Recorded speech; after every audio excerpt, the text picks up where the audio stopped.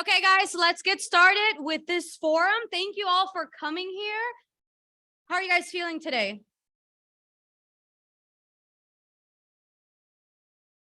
I'm loving the energy. I don't have to say again, how are you guys feeling? Because you answered great the first time. So thank you guys so much for being here. My name is Valeria Aponte Feliciano. I am Telemundo 62's noon anchor. I am also the Responde reporter and Enfoque host. Who here sees Telemundo? Oh no, that needs to change. I need more people to watch the show. Come on, guys. Tú siempre. Eso. ¿Quién aquí ve Telemundo? Okay. I expect more of you guys to watch tomorrow, and I'm going to see that on the ratings. Well, guys, I'm so thrilled to be here with you all tonight at Taller Puertorriqueño that does so much amazing work for the community that is so needed, especially in these times.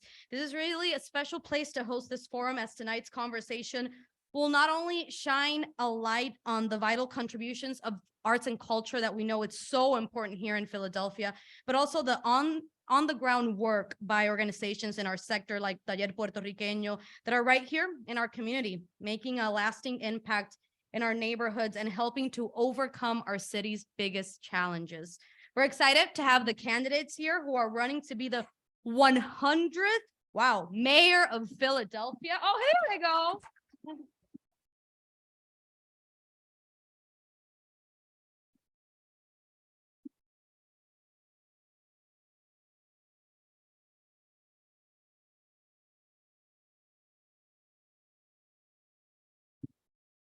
As you can see, we have a couple of the candidates running for mayor, and we're going to engage in an important conversation, specifically focused to provide insight with their plans to support the arts and culture community here in Philadelphia.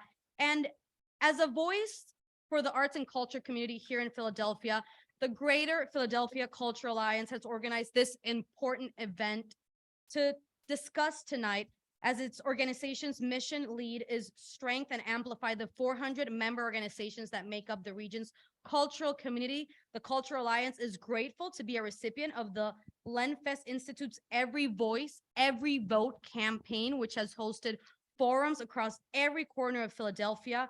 Now, and it's honestly amazing. Thank you guys for coming here. I know you've been in forums nonstop, and props, because this is what our community needs. Our community wants to hear from you guys. Nuestra comunidad necesita escuchar de sus voces. We need to hear your plans, specifically from you guys. Websites are great, but it's better to hear from you. Now, before we officially begin the forum tonight, I'd like to welcome to the podium Patricia Wilson-Adden, President and CEO of the Greater Philadelphia Cultural Alliance, to help set the stage for this discussion. Patty is an unwavering... Come here. So, Patty, this woman's amazing. She's done so much. She is an unwavering advocate for the arts and culture sector with more than 40 years of experience leading. Your team told me that, so you blame your team. That ain't my fault. Decades of experience. There you go. Leading nonprofit and cultural institutions. Let's hear from her now.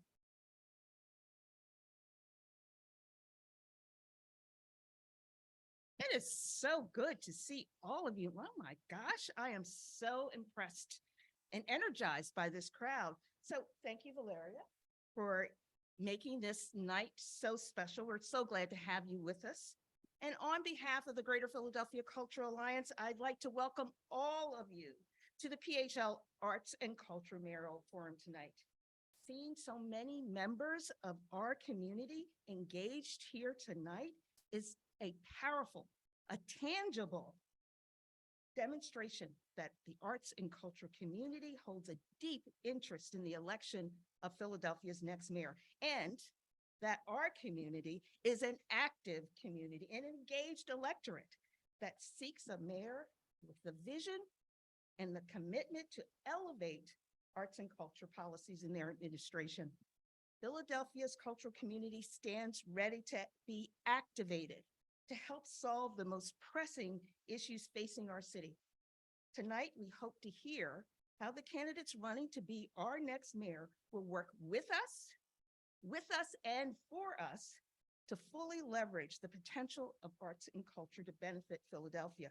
We're eager to hear how the next mayor will enact policies that will move arts and culture beyond just being an afterthought. We can no longer be an afterthought. We need to be an integral asset to realizing a new vision for this city. Philadelphia needs an arts mayor, right?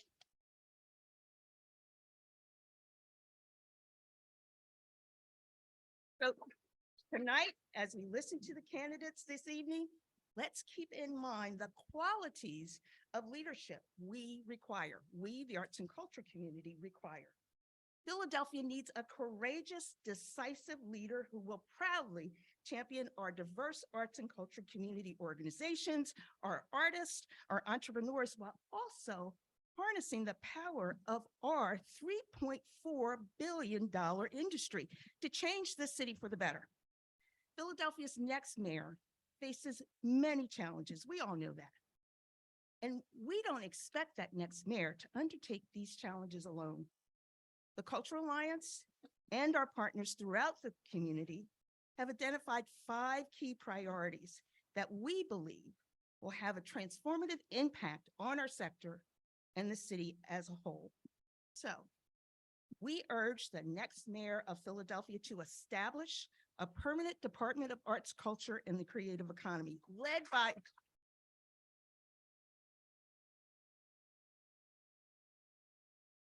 a qualified, experienced professional who will function as a respected member of the mayor's cabinet. We need dedicated funding to stabilize and sustain our cultural programs and organizations, including the Philadelphia Cultural Fund. And I see so many organizations, jazz hands for the Philadelphia Cultural Fund. And we hope that our mayor will develop an integrated arts plan and prioritize policies and programs that recognize artists and creatives. And when Philadelphia is on the world stage in 2026, we want to showcase Philadelphia as the global hub of arts and culture. Now, these are key priorities that will not only strengthen Philadelphia as a world-class city for the residents, but will also make it a world-class destination for our visitors with unique things to do and experience. But as we do that, we're going to grow jobs, we're going to boost our economy, and we're going to build pride in our city. The Cultural Alliance is so proud to host tonight's forum, and so proud that we're presenting this forum in collaboration with so many partners. I'd like to thank some of those organizations, and it's a long list. Can't include everyone, but I'm going to try to include some of the key organizations and individuals that have been so helpful. So, of course, where are we in this fantastic facility? Taller Puertorriqueño, they have been wonderful.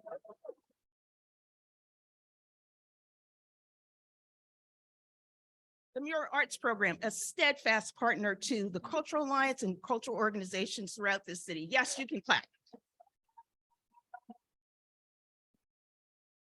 The list, yeah, the list goes on. Asian Arts Initiative, Philly Culture United, Philly Camp, Spiral Q. Did you see the ballot box, Spiral Q? This spirit of collaboration characterizes our arts and culture community. It's the way we work and the way we succeed. So I want to express our gratitude as well to the Lenfest Institute and for including us in the Every Voice, Every Vote initiative. And thank you to AARP Philadelphia. They're our lead sponsor. And thanks also to Talsma Production. So we've got a line of media folks here. Isn't this impressive? So thank you to our media partners, Aldea, NBC 10 Telemundo, WHYY, and WURD. All of them have provided moderators who will be guiding us through this critical discussion. And of course, I want to thank Valeria. Where'd she go? Okay, she's back there. Okay, so before we get started, a little bit of housekeeping. As you know, research is a core service of the Cultural Alliance. So as you were coming in, you probably saw those pieces of paper on your seats. So we're conducting a survey a new survey to measure the economic and social impact of arts and culture in Philadelphia. So you can help us gather information by participating in that survey. So I see one of my board members, raise that up. I'm talking to you, Kathy. So if you can fill out that survey, it would be very helpful to us as we document the economic and social impact of arts and culture here in Philadelphia. So for all of us joining us in this room tonight and on our live stream, I want to say thank you. Sincerely, thank you for taking part in this important conversation. And finally, I want to say thank you to all of the candidates that are here with us tonight. You've got to know our expectations are high.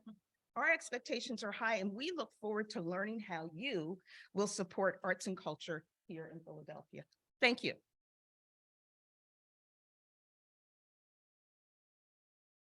Thank you so much, Patty. Okay, before we keep the show going, I need to ask something to the candidates first. It's the easiest thing we're going to ask you guys today. Can you move a little bit this way? Because David O just got here. So like scoot all together really close. It's a happy, good conversation we're going to have. No attacks today. You know, we're all getting along. See, Alan's already smiling. There you go. Thank you guys so much. Okay, so let's keep going.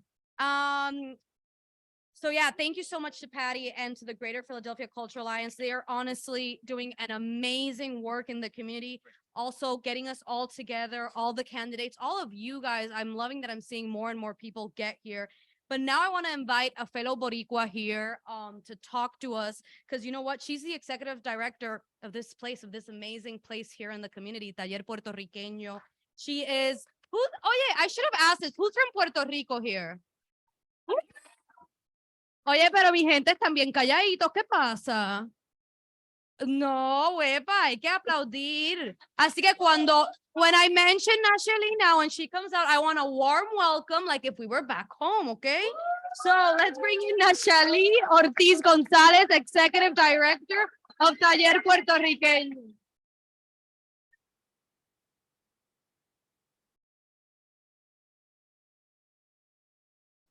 Welcome. As the Executive Director of Taller Puertorriqueño, I welcome all of you on behalf of the amazing team and the Board of Directors.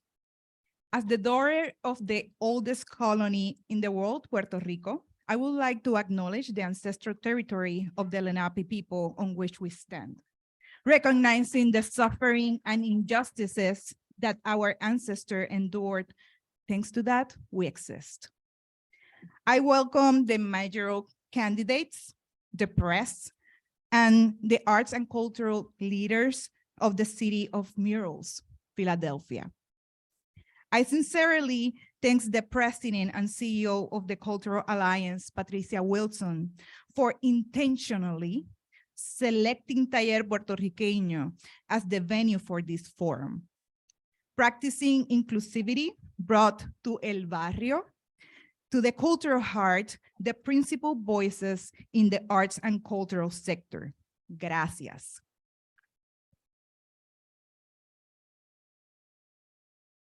And the most crucial part of the equation is the community of artists present here, resisting invisibility every day, bringing a voice to all our neighborhoods and cultures.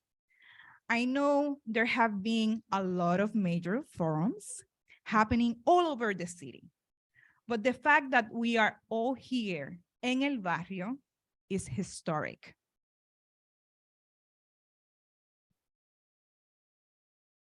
And to be honest, our people are tired of hearing promises by a system that so often forgets them, their parents and their children. Arts and culture is not separate from economic issues, safety, education, health, jobs. Art and culture is and has always been the epicenter of those things. A healthy functioning society is one where the arts are easily accessed and funded. Other forums may try to separate these issues But don't be fooled, the issues are interconnected. We want jobs, we want access to education and healthcare, including mental health care. We want access to multilingual information about safety. Our water is drinkable. We want safety. Today, we are here to identify how and how much support our communities will have from their next major to reach the greatest potential. We will identify what candidates understand that the only way to get these and other communities in the city out of systematic poverty is through a city out of tools that gives the tools to these communities. Which candidates understand the urgency that communities consider minorities needs arts and culture to resist the displacement and disappearance of our cultural identities. We are here to understand which leaders understand that Chinatown's cultural value far outweighs any corporate interest.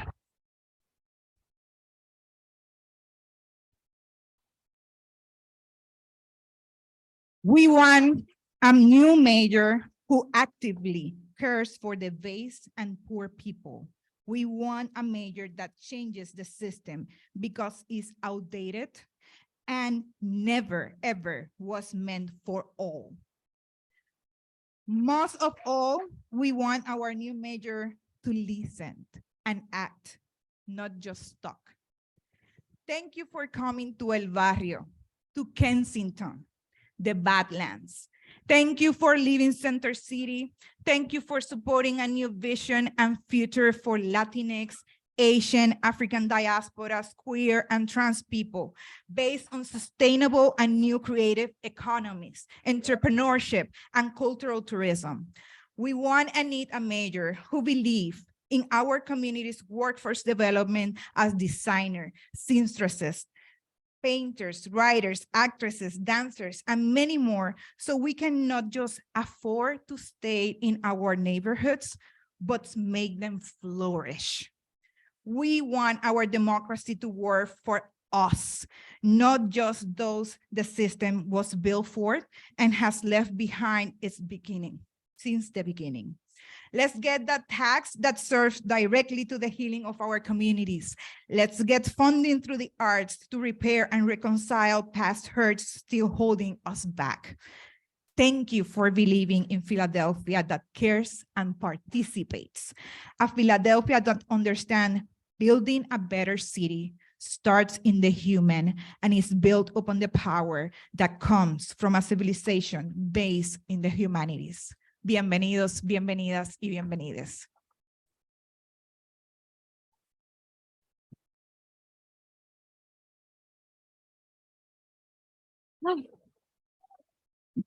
Muchas gracias, Anasheli. Thank you so much. And thank you. And thank you to our sponsors, AARP Philadelphia, and our in-kind support sponsor, Tolsma Productions, who helped make this night possible. Now, prior to our forum tonight, you were able to engage with some of our incredible arts partners, including Mural Arts Philadelphia, Philly Cam, and Spiral Q. We hope you were able to get information about the May primary from our partner committee of 70. You can also get more information about the elections and NBC 10 Philadelphia and also Telemundo 62. Now let's get the forum started, guys. Are you ready? Okay. We got to talk about the rules because we need to follow the time if we don't want to be here till midnight, guys. So we have an amazing group of journalists and media partners here with us tonight that are helping to bring this conversation to our diverse community. In addition to NBC 10 and Telemundo 62, thank you to the forum's media partners, Al Dia, WHYY, and WURD that have helped to amplify this forum and make it possible. Now, tonight we welcome a well-rounded group of members of the media that will lead us in tonight's discussion and work so hard every day. I want you guys first, before I introduce them, give them a round of applause. They work so hard day and now, and they've made time today to come here, their busy schedule, to ask these candidates questions. I want to go introduce them. Al Diaz, another fellow Boricua, senior editor, Nemesis Mora, the Philadelphia Inquirer, senior editor for communities and engagement, Sabrina Burbulias, We also have Peter Crims here, WHYY's Art and Culture, and WURD's Radio Creative and Production Director, Tiffany Bacon. Thank you guys so much for being here, for being with us tonight. And thank you again to our candidates who are here with us this evening. Now, let's do a quick review of the rules of tonight's forum. I'm going to say them as fast as possible, but not that fast that we all get confused. So bear with me. So each candidate will be given 30 seconds, 30 for opening statements and 1 minute for closing statements. Each moderator will ask questions with varying response. The time limit will be announced with the question, and candidates will have 1 minute, 30 seconds or 15 seconds to respond before their microphone is muted. We have a beautiful lady there. You're going to have the phone up and the count, or no, that timer. See? So it's not how you count in your head. It's what she says. She's the boss. She's got the power tonight. So we ask that the time limit for each question be respected so we can keep the forum moving. A timekeeper, like I mentioned, will hold it up every time to indicate the candidate when they have 10 seconds remaining, and a red sign when their time is up. If a candidate is mentioned by name and another candidate's responds, that candidate will have 15 seconds to respond. Moderators will be asking follow-up questions tonight. Candidates will have 15 seconds to respond to all follow-up questions. With that, we'll start with opening statements from each of the candidates, then turn it over to our moderators. We will go down the line, starting with Alan Dom, since he's right here next to me.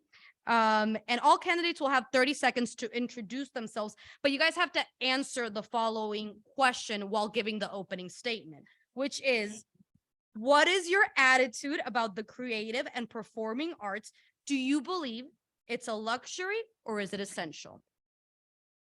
You can go do it. Can I ask a question? Can we say our name? Of And course. then the 30 seconds starts? Oh, Okay. no. So, okay, I don't even get seconds extra for saying Valeria Ponte Feliciano en Telemundo. So no, sorry. I believe in you. You can do it. Good evening, everyone. I'm Alan Dom, running for mayor, and thank you to the Philadelphia Cultural Alliance for hosting tonight. And thank you to all the arts and culture sector who've participated and helped our city become what it is. As your arts mayor, I'll be the biggest champion and cheerleader, similar to Ed Rendell, for arts and culture. It is essential. Just look at the financial numbers of arts and culture. I will hopefully tonight enjoy meeting all of you and discussing this, and I hope to earn your support.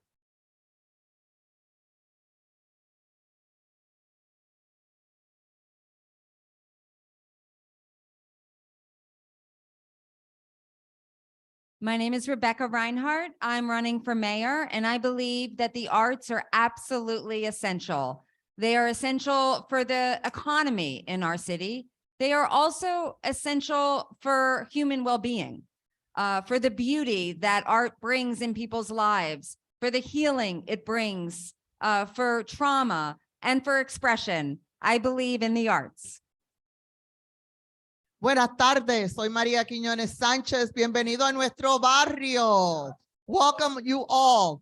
You are at an example, a shining example of what the arts mean and can mean to a city that is diverse and can meet its potential as a World Heritage City. This is an anchor in the community where children get to see themselves and grow and as fulfilling citizens here in the city. Thank you. Hello, I'm Judge Jimmy D. Leon, and I'm running for mayor of Philadelphia. Philadelphia is one of the biggest hubs and leaders for arts and culture in the world. As a person who has contributed my own talents as an award-winning playwright and has children, nephews, and nieces who are professional artists, it's personal to me. Art is not a luxury, art is essential. The arts offer emotional safety and security. They limit judgment of other cultures. As mayor, I will partner with theaters and build initiatives for lower income citizens. Good evening, Philadelphia. I am Helen Gim.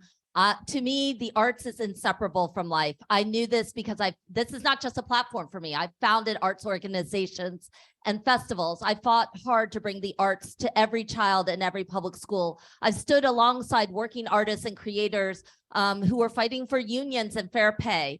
To me, as the arts mayor, I'm here to lead a cultural renaissance that comes out of neighborhoods and communities and supports working artists all across Philadelphia. I'm only going. Can you hear me? I'm only going when I see it.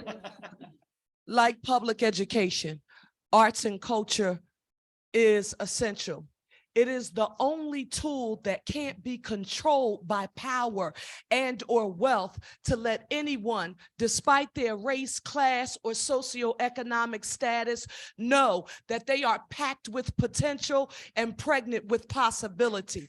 It's what has given me the opportunity to know that I could escape being born into a low-income family, but I could use the power of words and education to be my equalizer.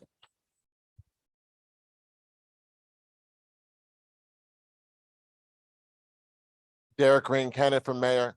Arts in this city is critical. It's critical to our future. We'll never become the city that we need to be to address public safety, to grow the future leaders of our community and our city. If we don't have great locations like Taller and all kinds of locations like this all around the city of Philadelphia, for me, it's very personal. If it was not for art, my son is on the autism spectrum, would not have been able to blossom the way he has blossomed because of art. Art is key for our future. It's key for our entire city. It is critical to me, and I'll be an arts mayor as well.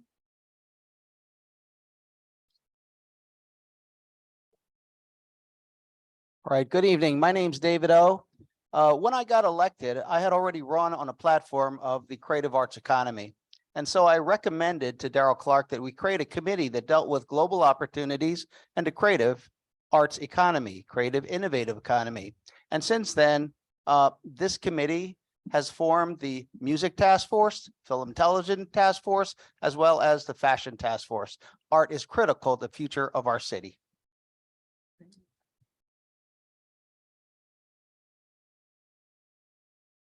So we're going to start the question. Hi, everyone. Buenas tardes a todos.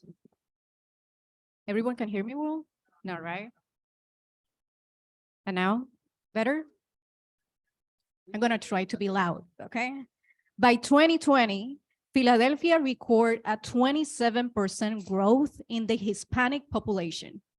If we go by the numbers, there are more than 187,000 Hispanic in Philadelphia, with the majority being Puerto Rican and Mexican. Name a list, one initiative you will spearhead for Latinos and Hispanic to promote their art. And you, everyone, have 1 minute to respond to this question. You repeat the question. Yes. Name a list, one initiative that you will spearhead, promote, implement for Latinos and Hispanic to promote their art. And we start with you, left to right, my left. Right. Well, first of all, we need more funding for the arts in general. And I'll make it permanent in the budget of the city, that funding for arts. If I can, I'll try to do at least 25 million per year to start out with. And that's because not just for the Hispanic community, it's for all communities, but specifically we can have a separate one for the Hispanic community. But here's the issue. We know that the arts and culture produce tremendous revenues. You heard earlier, 3.4 billion, 37,000 jobs, taxes are 130 million. That's tremendous. The income of the arts and culture are 930 million. I think we need to expand it dramatically. And for the Hispanic community and Puerto Rican community, we need to expand it also. I can't think of right now a specific idea what I would do, but I would focus on it, and I would ask for other people to give me advice as to how to implement that. As mayor, I will have a stable revenue source for the arts, and I'll make sure that the larger arts organizations are not pitted against other art organizations, that small organizations from one neighborhood aren't competing with another neighborhood. I was the former budget director of the city. I know that when a mayor wants to find a few $1,000,000 or more to fund something because it's a priority, it's funded. And as mayor, I will make the arts a priority and make sure that small arts organizations, Latino, Hispanic arts organizations will get the funding that they need, along with the other arts organizations, that no one will be pitted against one another in our city anymore.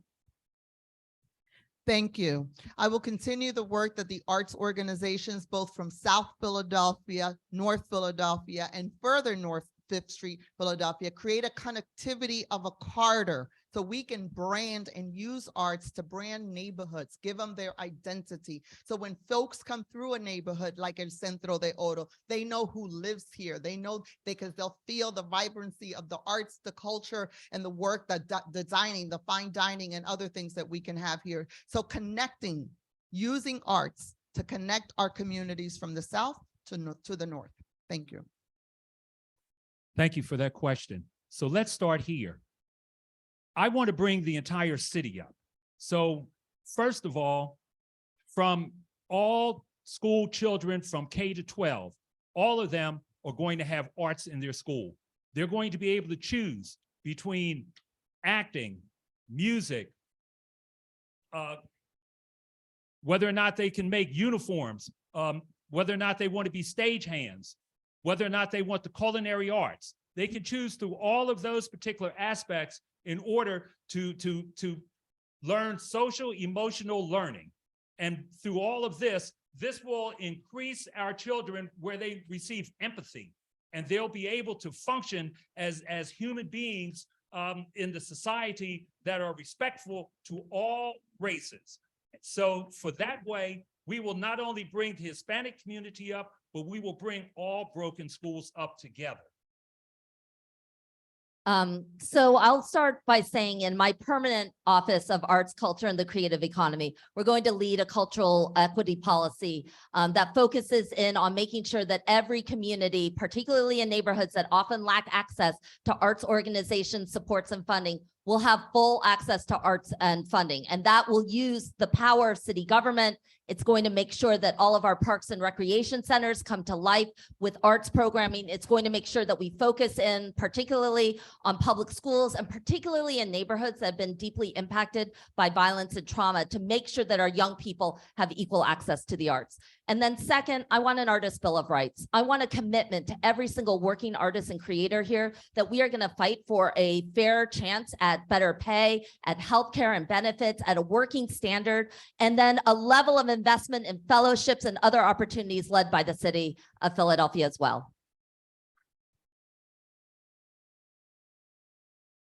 A sense of connectedness is what's important in the arts.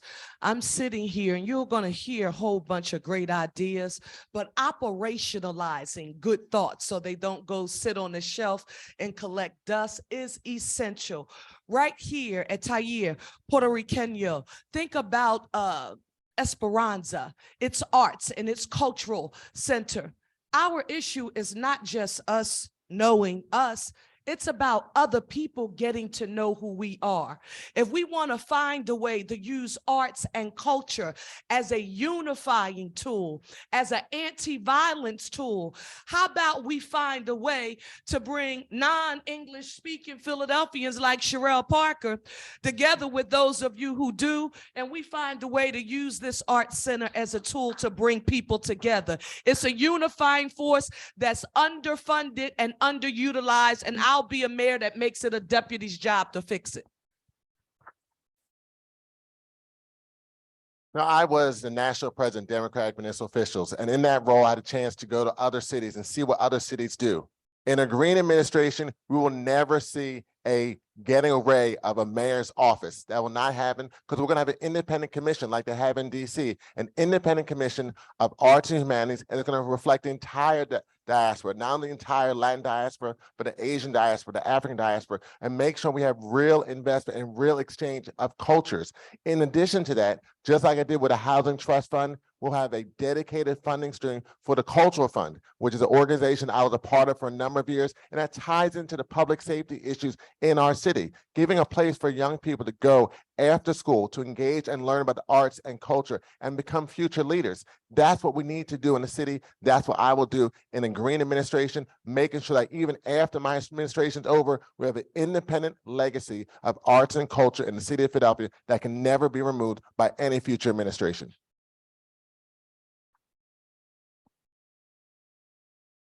The arts is self-funding. It's more than self-funding. It funds other things in our city. It's $157 million per year in local taxes.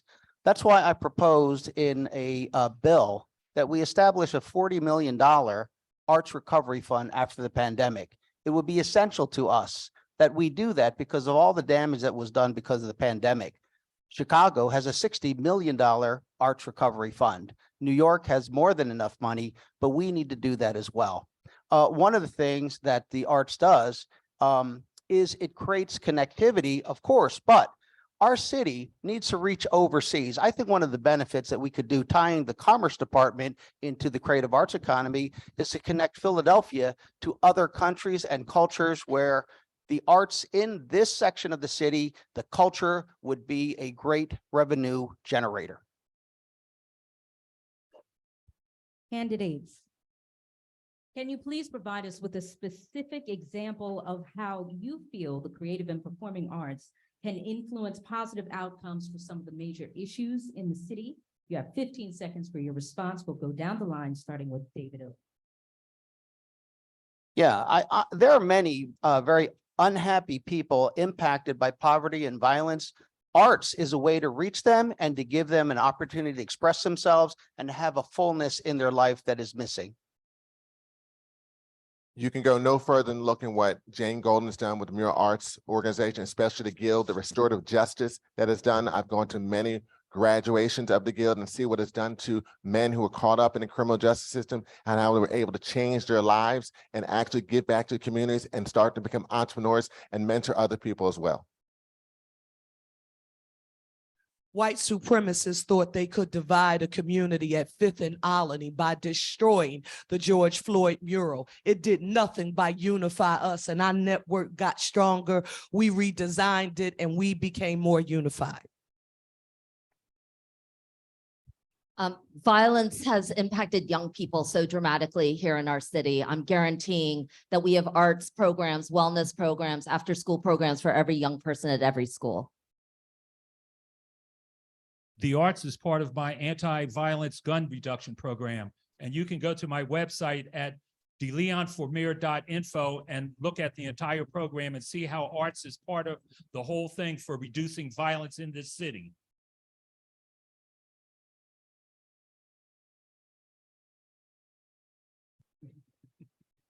Trying to follow the rules here.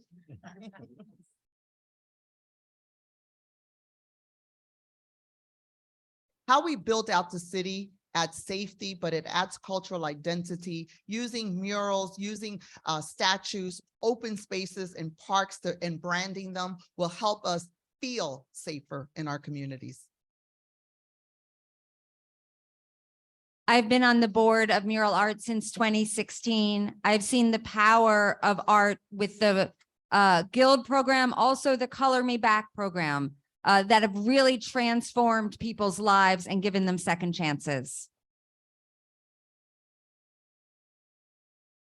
This is clearly a Jane Golden Mural Arts fan club here, okay? And I'm one of them also. Cramp School in Fair Hill, she did a 28,000 square foot mural, has poems in Spanish and English. It should be in every school.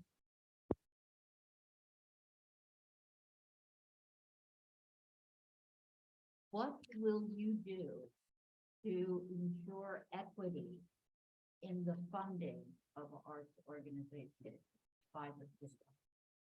Let's start on the 30 seconds. Yes. 30. I think the What would you do to ensure more equity, ensure any equity in the way the city funds arts organizations?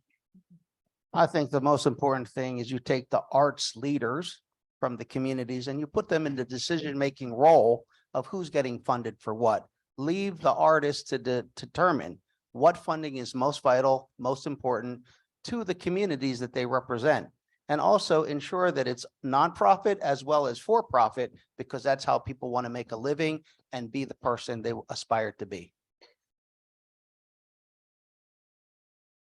So I earlier talked about having an independent commission, and that commission is also going to look at what funding is occurring in other cities to make sure we are, as a city of Philadelphia, are getting to that same level. But that commission is also going to reflect the community and the city of Philadelphia, and it's going to inform my administration on how we're going to make sure that art is funded in an equitable way all around the city of Philadelphia, in every community, in every neighborhood. That's what's key if we're really going to make sure that art is part of our government and really inspire young people in the future. And that's what will happen in the Derek Green administration.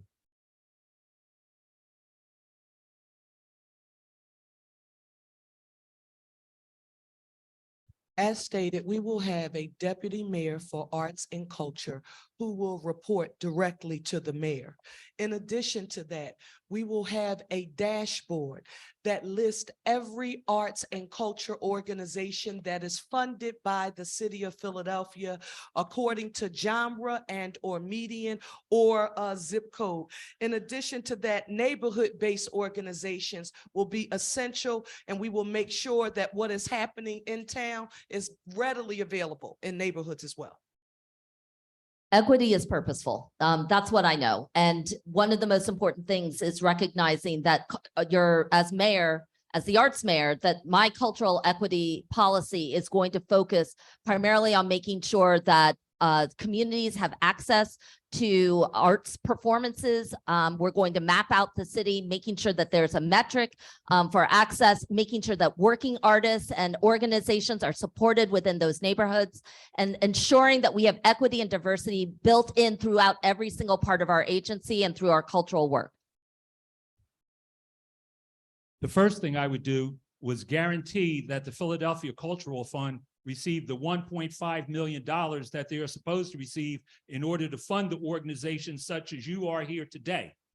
The second thing I would do is make sure that we have that deputy mayor. But on top of that, I have already identified a source of funding for the arts, and I would use that source of funding to make sure that you had guaranteed funding with me as mayor.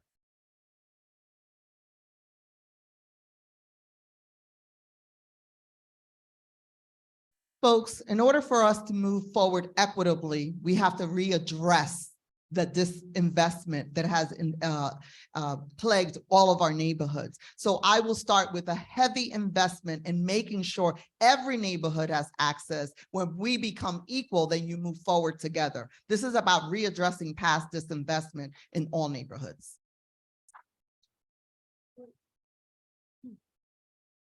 As mayor, I will make sure that arts across our city, across neighborhoods, are funded in a way that they can depend on the funding and not have to worry about it each year.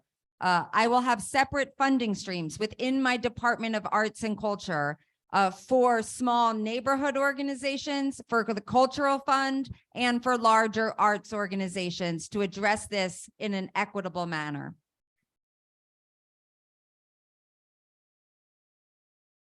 As your arts mayor, I'll make two promises. I won't make a promise I can't keep. And number two, I recognize in leadership, I'm never the smartest one in the room.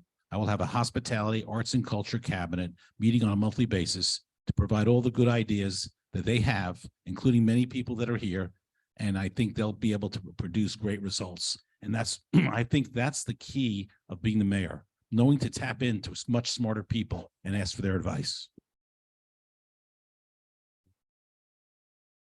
So I have a question for you. In his opening statements, Alan Dom evokes Ed Rendell as the arts mayor. So I want to talk about Ed Rendell for a second. He, in a couple of weeks, he's going to get a star on South Broad Street on the Walk of Fame.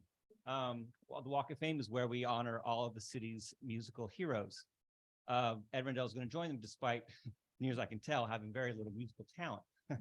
But he had a vision, and that vision is the Walk of Fame. It's the Arts Avenue. It's the Kimmel Center. And part of that vision was to create a downtown hub, a destination hub, where the arts could take center stage. We're not downtown right now. We're here at Taller Puertorriqueño. I'm wondering, how can you ensure that the benefits of arts and culture experiences can be shared by everyone in the city, not just the people who go downtown? We'll start with Alan and we'll go this way. Thank you for the question. It starts with, I think, putting it in our schools. 1-minute question, sorry. Start over. It starts with putting it in our schools first and teaching arts and culture in their schools and the creative economy. In addition to that, I also want to teach financial literacy in our schools, K through 12, and I want to teach technology K through 12, and I want to teach entrepreneurship because I think entrepreneurs are key in the arts and culture field. And so it starts with the schools, in my opinion. I would get Mural Arts involved. They've done a great job. If you haven't been to that cramped school in Fairhill, it's pretty amazing to see. And I would start with our public education and put it in all the schools and have arts and culture there, but also have entrepreneurship. Because I want people in arts and culture, not just to be in arts and culture, but to own their own business and be their own entrepreneur.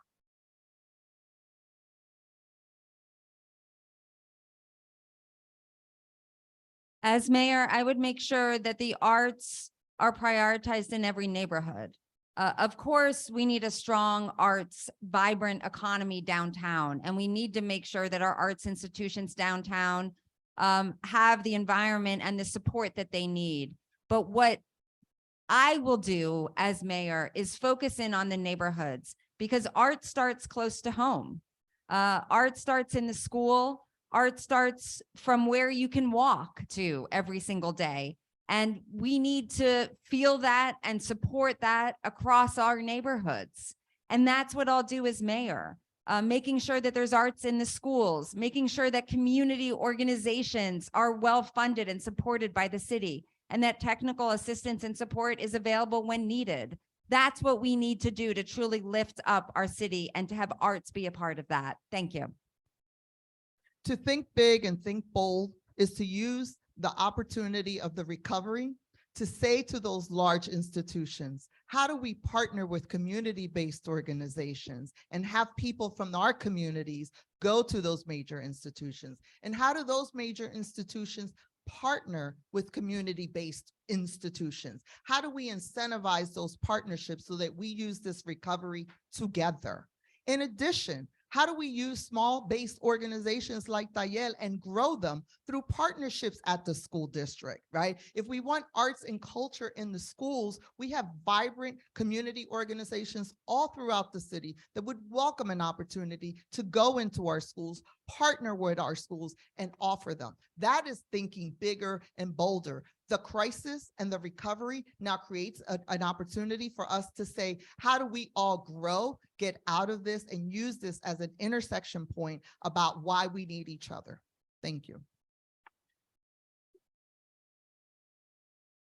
My cultural cabinet member would undertake cultural diplomacy, where he would go or she would go to the art galleries, and we would have various art shows at the neighborhood galleries where we would ask the artists in the city to go to particular galleries throughout the city to show their work. We would also have rotating art galleries where they would go within various businesses throughout the city, and they would show various artists on a weekly basis, on a rotating basis. We would also have classes for all over the city where people who are interested in the arts would be able to go for free and take classes in the arts so that they could expand their horizon in a cultural way. So by doing these particular kind of things, it would embrace the entire city of Philadelphia and put art throughout our city. I want to thank Governor Rendell for investing in beautiful infrastructures like the Kimmel Center. My vision of the arts invests in people. My vision of the arts talks about working artists and cultural workers and creators in neighborhoods all across Philadelphia, many of whom are often not able to perform in grand spaces, but actually connect with neighbors, young people, and bring life into communities and deserve to be supported. So I talked a little bit about an Artist Bill of Rights, about what it would look like to have working artists be supported, to bring them into city government, to actually use the power of city government to employ and build in artists and embed them into all of our agencies, particularly in public health, particularly in mental health, particularly in our anti-violence work, and particularly in housing and outreach. I've also believed very strongly that we need to put all of our civic spaces to work. Recreation centers, parks that can build out festivals and performance spaces for everybody. That's how we reach every neighborhood.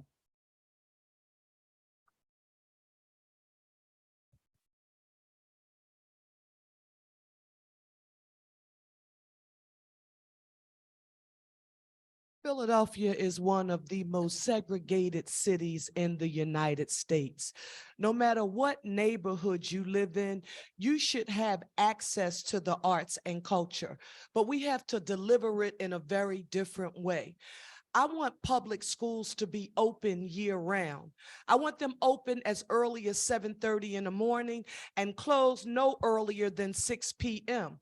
I want many of the artists who are performing at some of our grandest institutions in this city to be standard operating procedure visitors in our schools. I'm a Dr. Constance E. Clayton School District of Philadelphia graduate.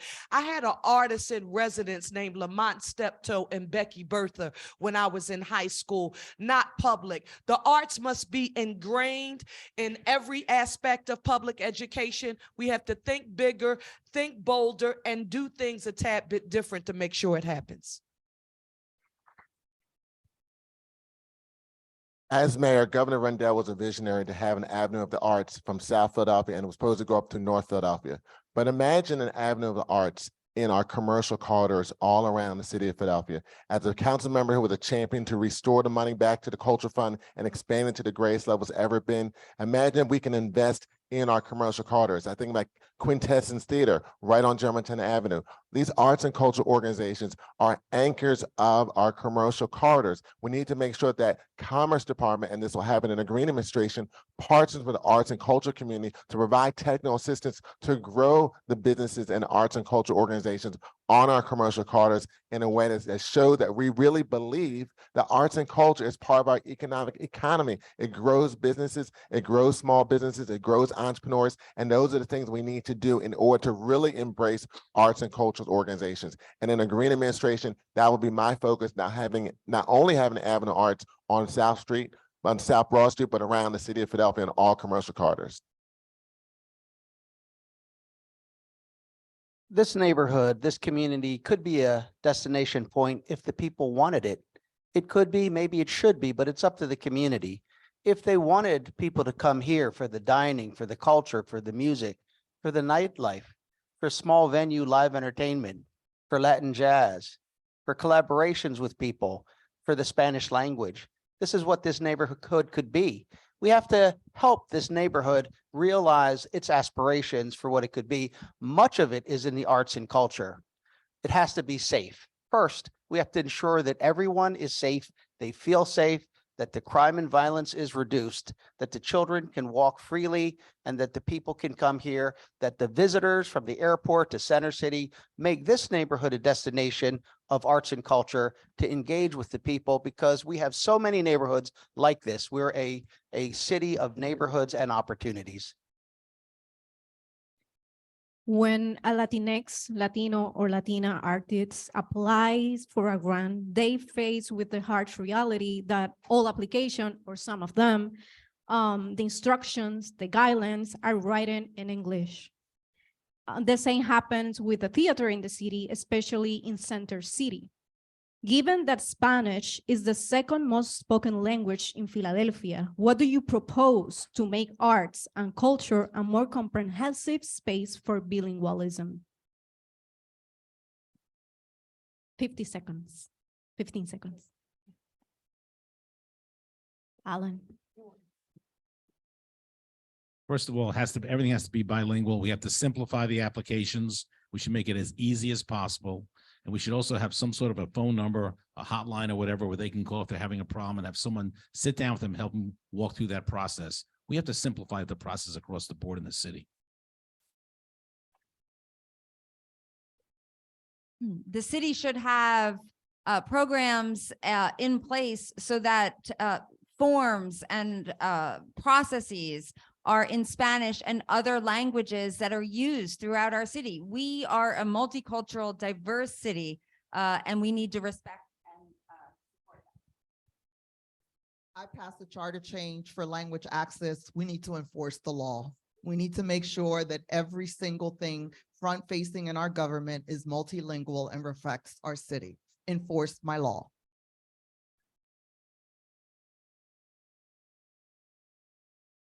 And with me as mayor, that law will be enforced.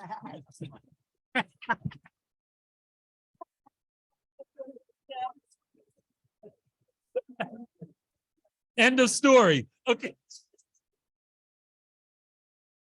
In my administration, this will be the most multilingual city in America. It will also not only be Spanish, but multi-languages that reflect the vibrancy of our city. Standard operating procedure for how Philadelphia does business. Not only do we enforce the law, but app-based technology is available, and every community development corporation and nonprofit should have access to the supports to help people in neighborhoods.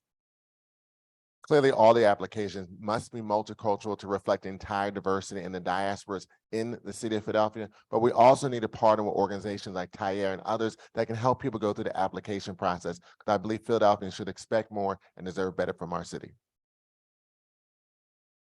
We have to take advantage of the technology to present all these applications in different languages, but we need more Spanish-speaking people in our government.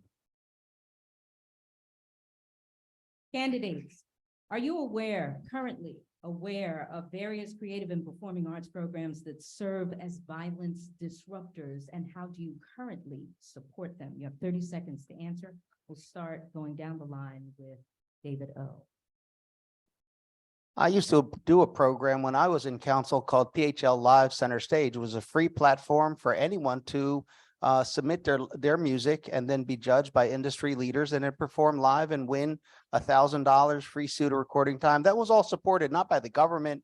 It was supported by private industry and also a grant from the Office of Arts and Culture.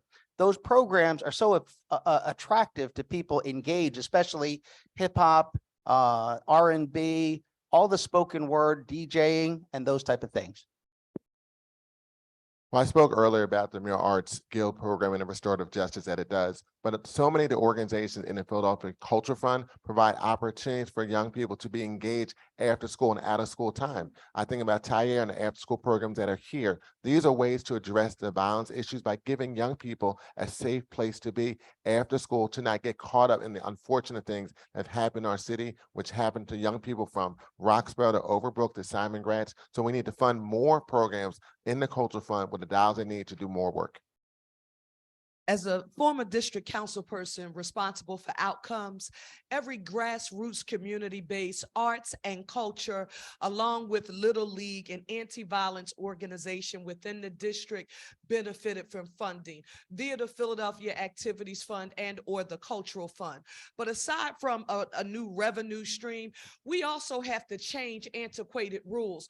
If you get the Cultural Fund, you can't get the Philadelphia Activities Fund. There is something wrong with those rules, and we need to change them to make sure that they're 21st century. I've worked very closely with young people who are coming out of the juvenile justice system, and so little of what's being offered to them is about the arts and about recovery and about coming back. And so I spent a lot of time with organizations like Juvenile Law Center and YASP and other YAB Philly, who are centering the arts as a core part of the restoration and healing process, about anti-violence work, absolutely, but mostly about bringing people, and especially young people, back to life and back to a feeling of their own humanity and fulfillment of their own potential.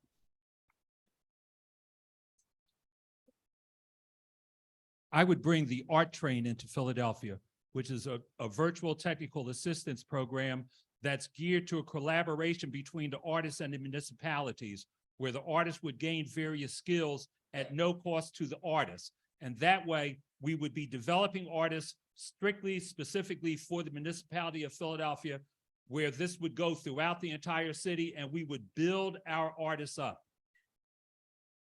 Thank you. We're the Shutterbugs here. That is one of many groups that we, as a district council person, funded. These are some of the activities throughout the district. As chair of the Appropriations Committee, I doubled that fund from $150,000. It is now $340,000, allowing district council people to invest directly into all their neighborhoods. Arts are an important part of anti-violence work. I've seen it with different organizations that I've worked with. Mural Arts is one I'm very familiar with. But as mayor, what I'll do is make sure that the arts are used to address many of the issues facing our city. whether they be violence, whether they be homeless, whether they be mental illness. It can be all woven in to help heal our residents and lift our city up. You know, one of the best programs, as you've heard earlier, is the Guild program through Mural Arts. And I actually donated $50,000 of my own salary to the program because I saw the effectiveness of it and the low recidivism rate. We need to do more programs like that. We need to bring more programs into the prison, also sponsor classes in the prison for financial literacy and coding and entrepreneurship. But we need to do more in arts and culture and bring them right to the prison. Because if we can cut the recidivism rate, there's a lot of dollars that we can use in other areas. We're going into what is the lightning round with the 15-second responses. And actually, Alan, you kind of started talking about what I'm going to ask you all. 15 seconds. Name a Philly arts organization or artist that you have financially supported in the past 6 months. We'll start with you. That's an easy one. The Guild program, Mural Arts, last 6 months. And Jane Golden is like a tremendous hero for me and mentor. She is amazing, Jane. I can't say enough positive things about her. Last 6 months, Museum of Art. That's an arts organization in the last 6 months, but I guess that's my answer. Yes. Yeah. Very proud of my niece's Power Street Theater, and a woman-led, Latina-led theater company here in the city of Philadelphia. I support my son, who's an artist, graduated from the British Academy of Art. Fleischer Arts Memorial, Fleischer Arts Fund, the community center in South Philadelphia. Clay Studio. Glass of Kamala Harris, first Black woman vice president of the United States of America. That's a great question. I support a lot of different organizations. I can think of the African American Museum in Philadelphia to the Manor Arts Garage, other organizations that I benefit through taxes to make sure those organizations get supported. The Philly Urban Film Awards, Jimmy DeSaint's organization, he did the Philly Hip Hop Awards, and I sponsor this year's Man of the Year Award. They have a Woman of the Year Award, but I did the Man of the Year Award. I have a 15-second question. I want to talk about the Philly Pops for a second. The Philly Pops, they're struggling right now, unfortunately. They decided to dissolve, and then they decided against it. Now they have a fundraising campaign. At one point, the head of the Pops told me that he was planning to go to the city and ask for help. He wanted to go to the mayor, go to City Hall, and see if they would support the Pops. He's no longer the head of the Pops. I don't know if he ever did that. And I don't expect you to know the ins and outs of Philly Pops, but it certainly wouldn't be the first organization to get a direct support from City Hall. And so I'm wondering, as mayor, how do you feel about giving direct support to an organization that might be struggling? Let's start with David and move this way. 15 seconds. As mayor, as I said, not only would I have a structure within the city, but I'd have a arts recovery fund, 40 million every year. But the arts community, the artists themselves would be on that board and they would make the decisions. I'd like to take the politics out of arts. And talking with a number of different arts and cultural organizations, trying to think of a way of providing dedicated funding for organizations like the Cultural Fund, looking at the amusement tax and how we can use dollars. I talked about the Housing Trust Fund, having dedicated general fund dollars for the Housing Trust Fund. I would look at that same way to help struggling organizations. Answer is yes. Public-private partnerships, intergovernmental cooperation, state and local funding, along with private sector. Yes. Permanent dedicated city funding to the arts is the #1 thing. And then a mayor who can leverage in a lot of private support that goes along with it. I'm challenging the philanthropic and the private sector to match the funding that the city puts up. The city should be in first, private funding comes in next, and we can save a lot of arts organizations as well. The answer is yes. We would just make sure that going forward that they would be fiscally responsible. My arts and cultural office would have a technical and support system so that we're working with organizations before they get into that kind of trouble. And I would be unapologetic about supporting branded organizations like the Pops for the city? As mayor, I would help arts organizations when they need help. I did it as budget director. I worked with the Man, with Kathy Cahill, when the Man was struggling to create a pathway out of their financial problems, and now they're doing much better. Look, I love the Philly Pops. I would support them as mayor in our fund, but I would also pick up the phone and call 50 of the largest companies in the city and beg them for $100,000 a piece or 50,000. And I think I could raise the money. All right, continuing with our lightning round, you have 15 seconds. Let's go back into time. When you were a child, what was your first artistic experience and how did it affect you? Start with Alan Dom. This isn't positive. I was in first grade. I got a D in art. And my mother said to me, and she was working full time, she said, just try your best. She got me a book about art, but she worked full time, so she wasn't home.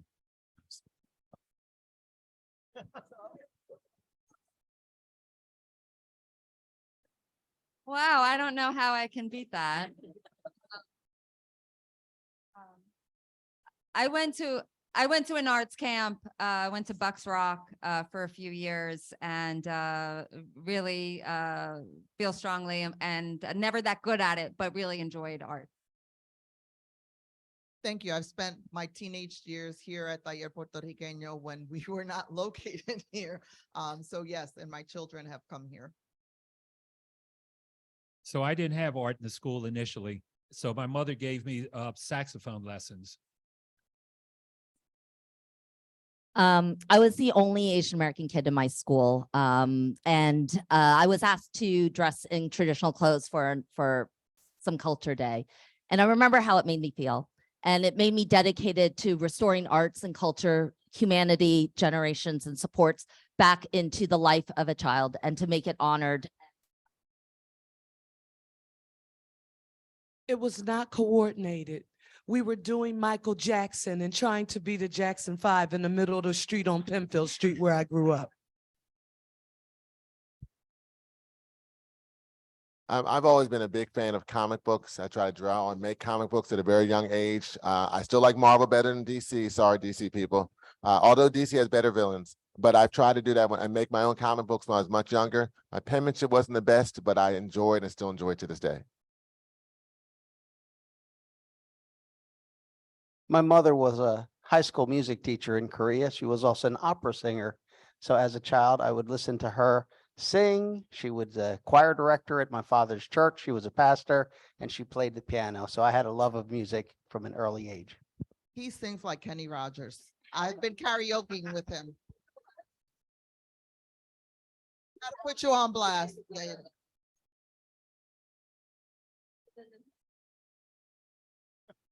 This is a 15-second question. Imagine that you were elected mayor. What will the first thing you will do or change to ensure support for the arts and culture beyond Center City? Beyond Center City. David O. I'm committed to a $40 million a year arts fund.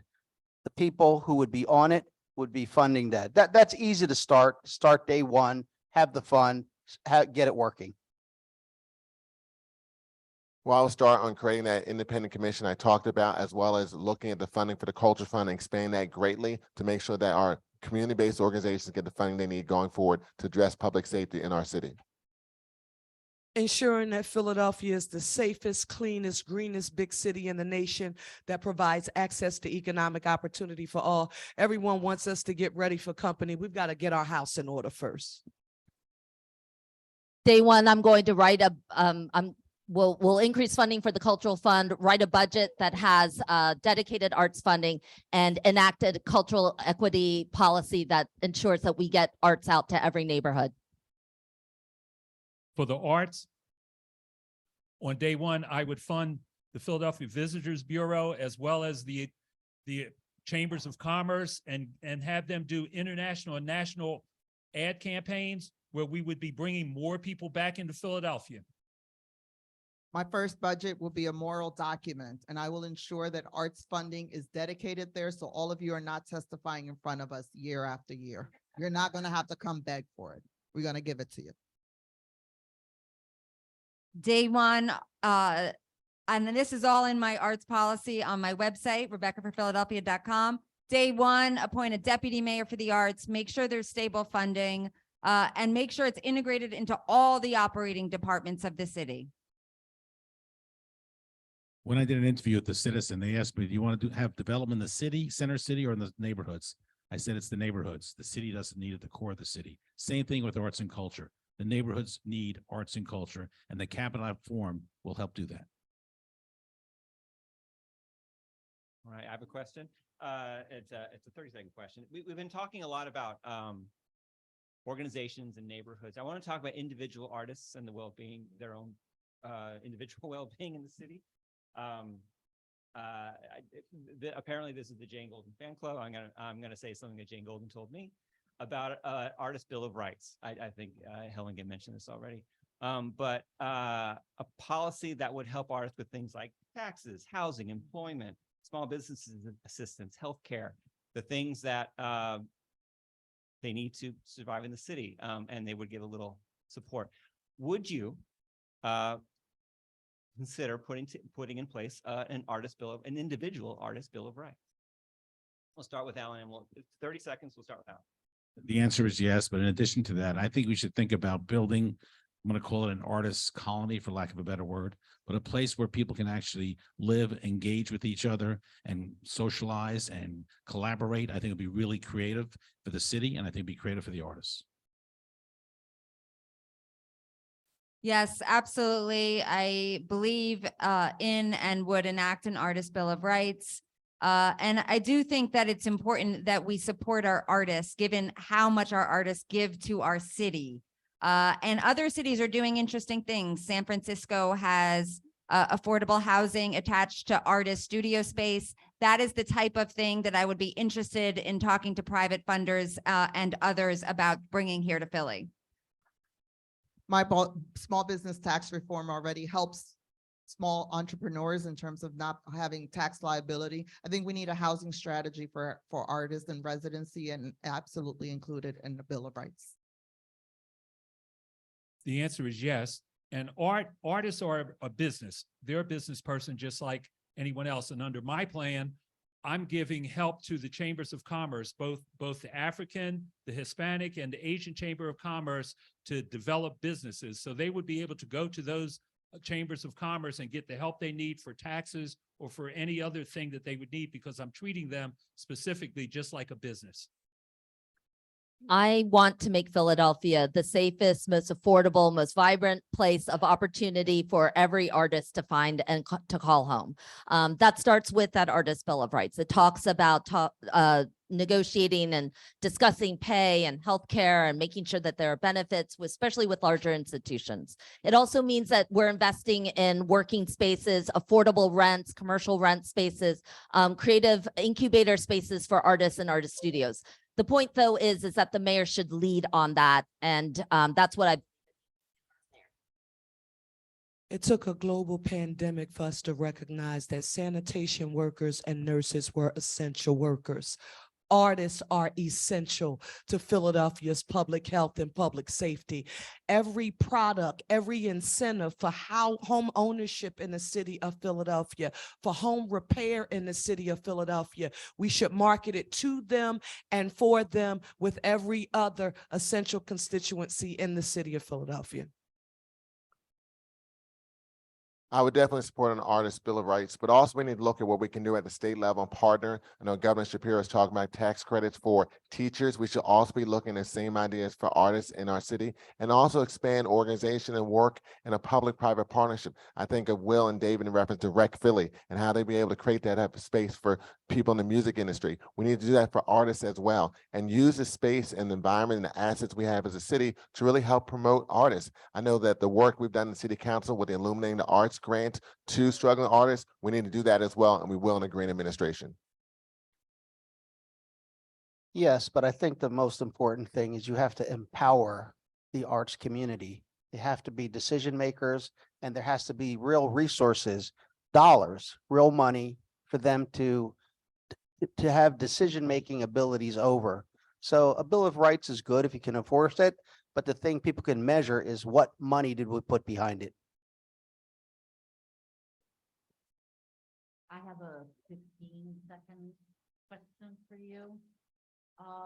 As you know, artists often, from one year to the other, they have good years or they have horrible years in which they can't beat each other. You all as mayors, one of your big powers is partnerships. What partnerships are you going to leverage to and create to bring some financial stability or to bring banks in to create instruments for stabilizing the financial well-being of artists? Yeah, I think one of the things is our artists have tremendous abilities. They have tremendous skills. The issue is when are they getting paid for it? And so in the good years are fine. In the off years, we can take those skills and abilities, put it in our communities, put it in our community centers, put it in our schools and pay them for it. I think it's important to have a mayor that understands the challenge that artists are having. So negotiating, targeting with organizations like Live Nation, others, and say, what can you do to help our artists in our city to make sure they're able to grow and thrive and become the next major stars, not only here in Philadelphia, but around the world. So it's partnering with organizations like that as mayor. Public-private sector intergovernmental cooperation. Imagine being an artist and you are earning while you are training. So if you are ingrained in our school district of Philadelphia, you should be paid. You should be earning while you are teaching your skills. I was proud to work with the William Penn Foundation to help establish that inaugural Cultural Treasures Fellowship for working artists and cultural workers across the city. Will continue to leverage in on that and urge our private sector to match it. I'm going to have rotating art shows throughout the city of Philadelphia, where I'm going to fund those particular artists so that wherever they go to show their work, they will also be getting something in their pocket while they're showing their work. Look at the Chicago 77 model. In Chicago, they're investing millions of dollars and asking artists to create performance opportunities in every neighborhood as a way of engaging and supporting artists. As mayor, I would bring together private companies, foundations, and others to truly leverage the funds. I've worked with the Philadelphia Foundation since 2019 as city controller on the issue of gun violence, and I would bring the foundations and private sector together on this. Part of my platform is 25 locations across the city. We're going to teach financial literacy, technology, and entrepreneurship and home ownership to artists, adults from 6 to 8 o'clock at night for free. We'll use the facilities. We'll pay for the teachers. We could even use the facility here. Candidates. We talked a little bit about art as a violence disruptor. I'd like to share a quote with you from the Baltimore Sunday Sun from May 7th, 2019. The author, Ron Kipling Williams, stated, "Even those who have facilitated solid, transformative community work have failed to recognize that a fundamental way to curb juvenile violence and incarceration is to create sustainable pathways through art institutions. Do you believe that that is true or false? And would you make this happen here?" We'll start with Alan Dom. You have 1 minute to respond. I believe it's true, and I would do my best to make it happen. But in addition to that, part of my schooling program, which could include people who want to do artwork also, is to allow students in high school to go to school 4 days a week, and on the 5th day, work in a job, get credit, get paid. They could work for artists. They could be mentors for artists and get a summer job. And in this economy and labor market, my belief system is that the employer will say, "Hey, Alan, can you come in Tuesday through Friday after school, 3:30 to 6? I need you. We have a labor shortage." Now, there's schools that do that, called Cristo Rey. I don't know if anyone's familiar with Cristo Rey, 17th and Allegheny. Tremendous success. They graduate 99% of their students, and 100% are admitted to college. They go to school 4 days a week. They work 1 day a week in a job. They don't get paid, but I'm suggesting we actually pay our kids and have them mentor with artists if they'd like. I do agree. I do agree with the statement that the arts are a pathway away from violence and to prevent violence. I think that the arts should be available across schools as well as libraries and rec center programming. Kids need to have exposure and teenagers need to have exposure to what could interest them, to what could make them feel a spark, to give them hope and opportunity and just a sense of purpose.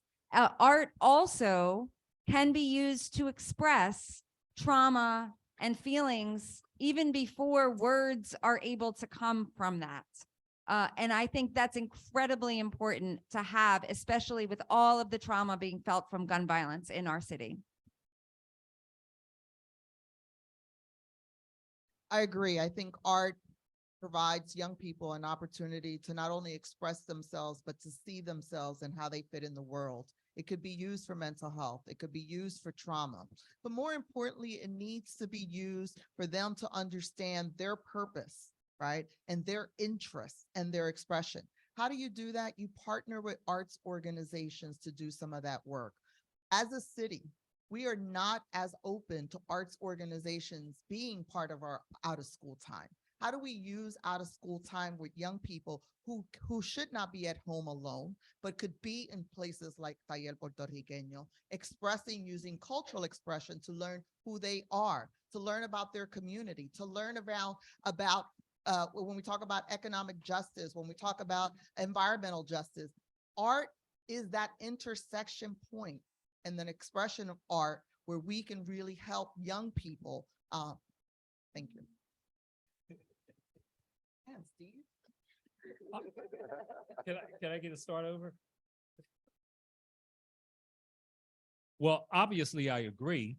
I have already told you that art and culture is part of my anti-gun violence initiative.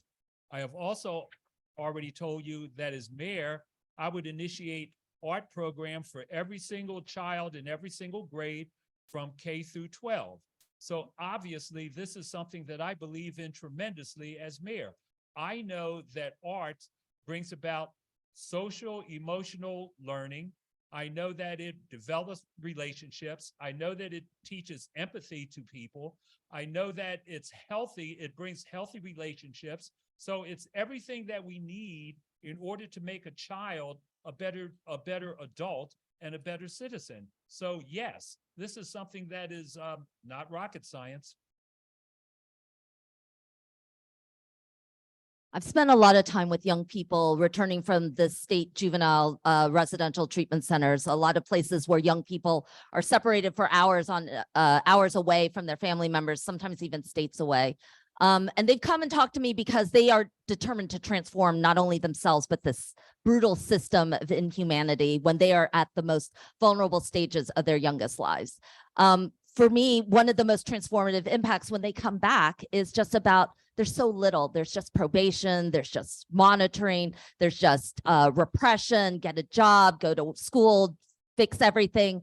And what they need is that sense of opportunity, that restoration of soul and humanity. When everything felt like it was being taken away from them, they asked for mentors. They asked for the fulfillment of potential. They asked for a chance to talk about music and expression and art and dance that reminded them that they were not only children, but their fullest selves. That is what the arts is. It's mentorship, it's opportunities, it is that transformative approach. And we've got to walk away from the brutal things.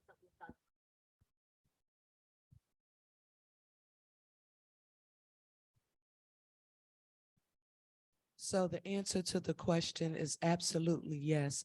And I want to give you two examples of how and why. I am a mother and I am a certified secondary English teacher by profession, NTE passed and praxis passed English teacher. I'm the mother of a 10-year-old son who happens to like rap music. Well, I happen to like rap music too and thought I was going to be a rapper one day. And I was talking to my 10-year-old son and said, did you know that bars were actually poetry? Do you know Tyreek Trotter from The Roots, who I was with Jane Golden when Mural Arts dedicated a mural to him? Get interested in poetry. Langston didn't understand. Yes, I'm an English teacher. His name is Langston. He didn't understand that the bars were poetry. In addition, think about roadblocks and games. No matter the medium, allow kids the ability to create.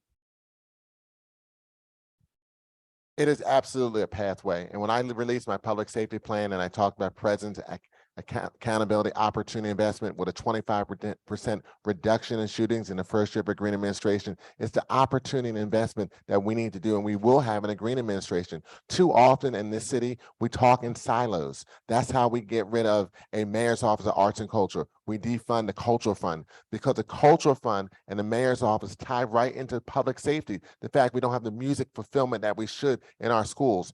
All these issues are interconnected, and we cannot have one without the other. So if we're really going to address the public safety issue in our city and the 2,200 shootings we had last year, we got to make sure that arts and culture are an integral part of the public safety issues of our city, and we got to fund it as such. Too often we talk in silos. It should be integrated. It will be integrated in a Green administration because I saw what arts and culture did for my son, opening his eyes and awareness, becoming a better person in spite of his having a learning difference, autism, and do the same thing with young people in public safety issues in our city.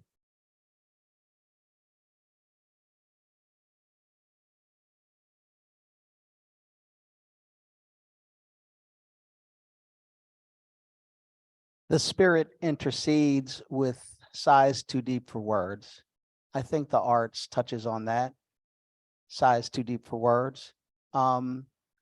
People cannot only be reached through words.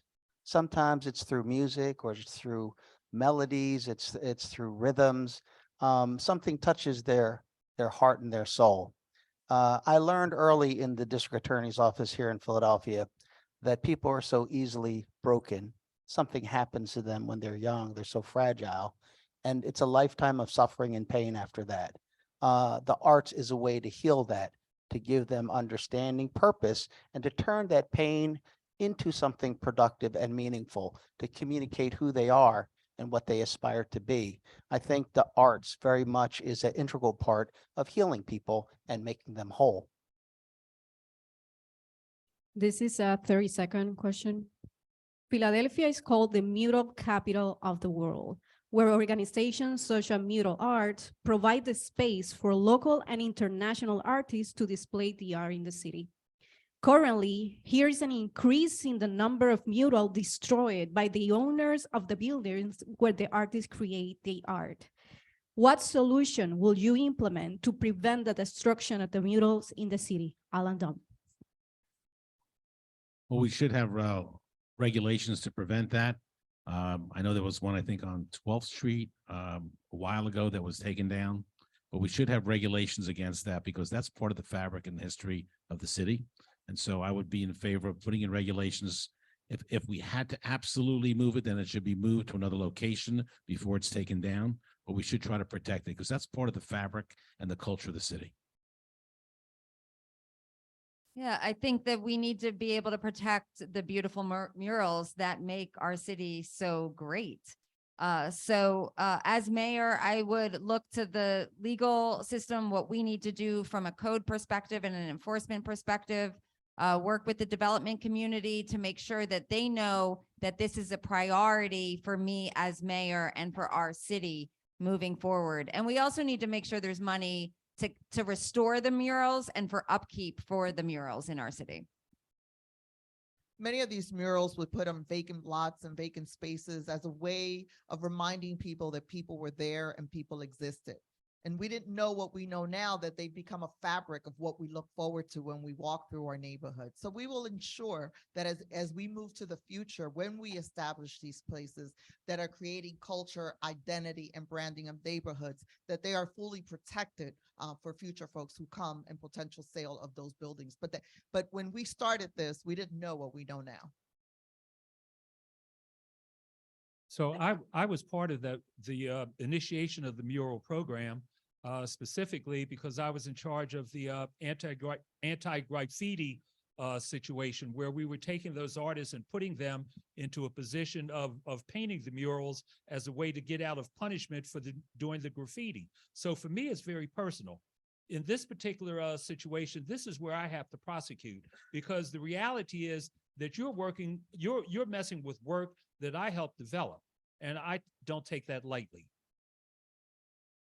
The loss of the Gloria Casares mural was deeply painful for many of us. And it was a reminder of the importance of making sure that there are rules and regulations, of course, but also the importance of having a dedicated preservation and restoration fund for arts. And whether it's murals or whether it's other forms of art, we want to make sure that we're protecting them. If things get lost, we want to be able to restore them back into other places, and keep our city's culture alive and vibrant.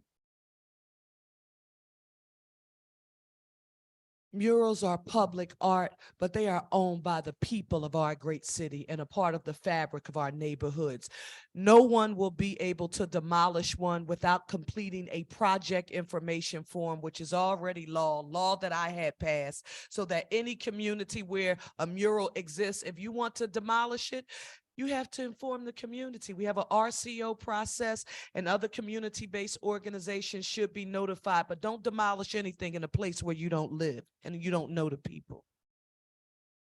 When we think about the history of how mural arts came about, and it came about through the graffiti issues we had in our city. So we spent dollars over many decades building up murals in the city of Philadelphia, making it an international destination and art that we love as a city. We need to make sure that any type of development, we're going to get a return on that investment. So if someone wants to do something in our city, or in a public or private space, you need to make sure you return that investment to the city of Philadelphia and maintain that mural or replace that mural. We cannot grow our city and take away the investment we made and growing a mural arts program and allow development like that to occur. So I think it's a contracting issue, because many of these murals, they're in vacant areas that we want someone to own and develop the property. Secondly, we go to private property and say, can we put a mural on this side of the building? And they agree. If we tell them you can't take it down, you have penalties, things like that, they may not want to give us the spaces. But when they give us the spaces, the city has to put some finances behind it in a contract of how you're going to preserve it and maintain it. And I think that's a fair way to do it.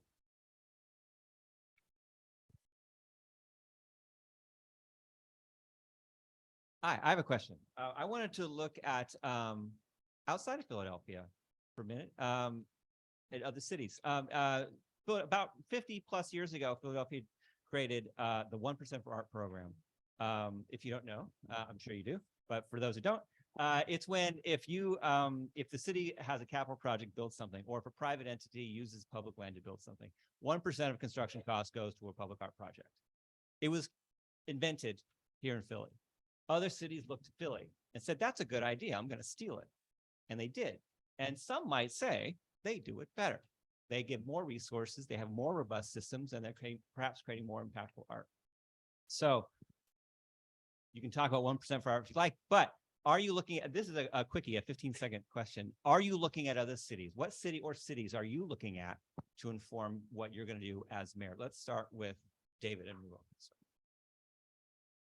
Well, yeah, I think even going back historically, like Venice, where there were artists and they were architects and they had innovative ideas, and what they saw became reality. I think we want to incentivize the innovative ideas, the creative ideas that come with that. I would definitely look at other cities. As a former national president, Democratic municipal officials, it's a shame that an idea that started here became a model other places and doing it better than we are. So I would talk to the mayors and the art directors of other cities and unfortunately learn back what we should have remembered to make sure that we're doing a better job going forward. Best practices from cities across the globe is extremely important, but we're going to start with our talent right here, and that's Jane. If you didn't know, Baltimore was trying to steal her. We have good talent. We need to just put the people who we have here to work and respect them and appreciate them.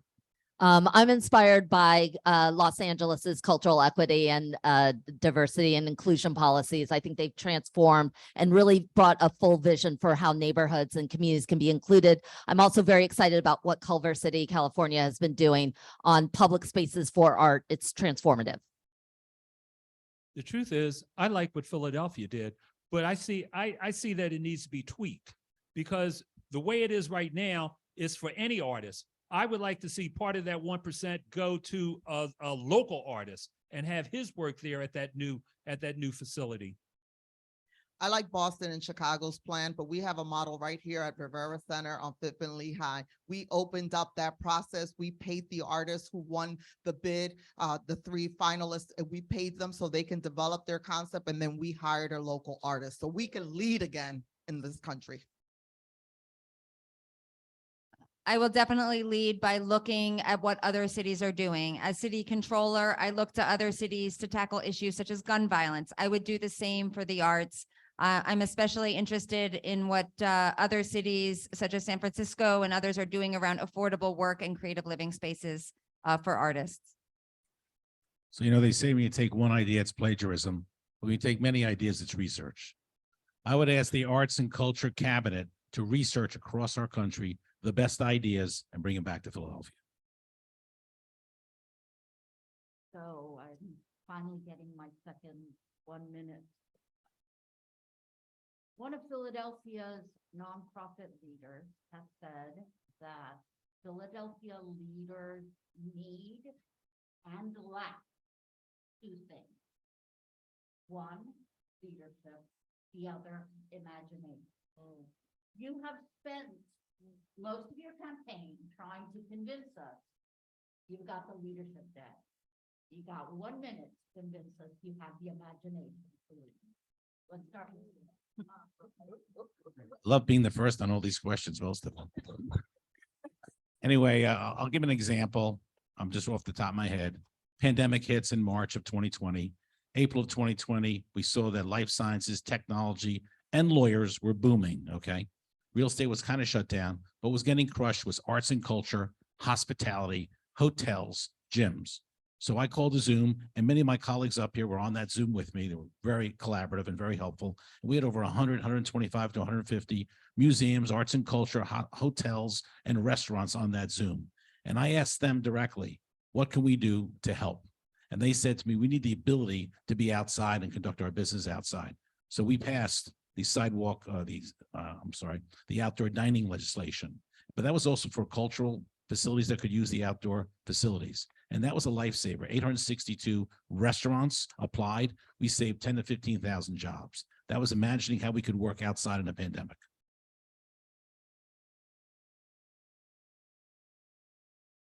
Imagination. One way and one example that I have demonstrated this, practical imagination, I will say. When the pandemic hit and Mayor Kenny proposed a budget that had tax increases and severe cuts to the arts, I thought there's got to be a better way when the budget's increased by 25% over the last 5 years and resident satisfaction with services have declined.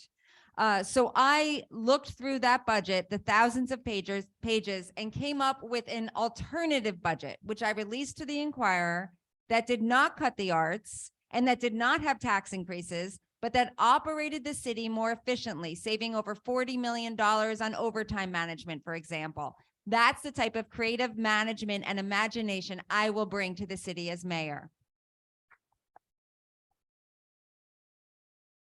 Thank you. When I started the municipal ID program, we based it out of the work out of New York City. And I thought that that was going to become everybody's passport, not only to their government, but to their cultural and arts. What I intend to do, we're a day's drive from 75% of the population, an international city. I want us to live up to our World Heritage potential by ensuring that we go back to opening up pathways for everyone to feel included and be proud of Philadelphia.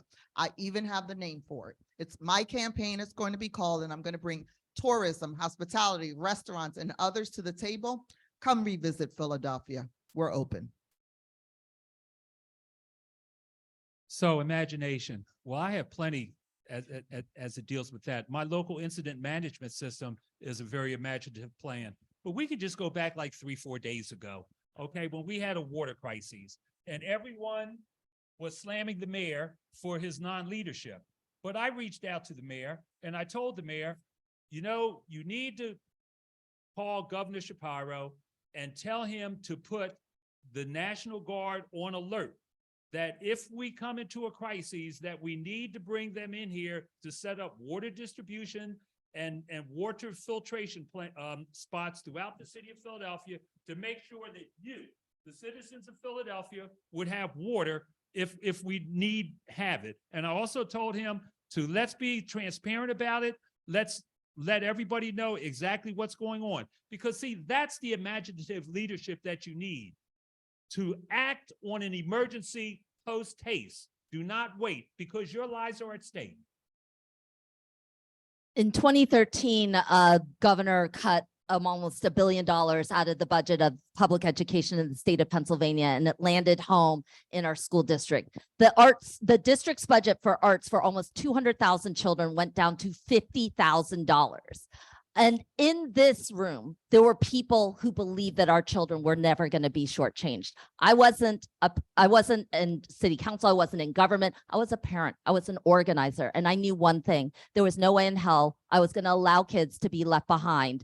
And so I went out, we organized, we massively mobilized. I ran because a mayor cut down closed down 30 public schools, slashed funding for arts and rec centers and libraries, and shut down fire stations, and ran for council because I knew the city could not afford to leave people behind. We put back the arts and music into all those schools. We put an instrumental music into every elementary school children's hands. And today, 95% of our schools do have an art teacher, and it's just a start. But it is the imagination of people who believe that our kids deserve something better and went out and made it happen.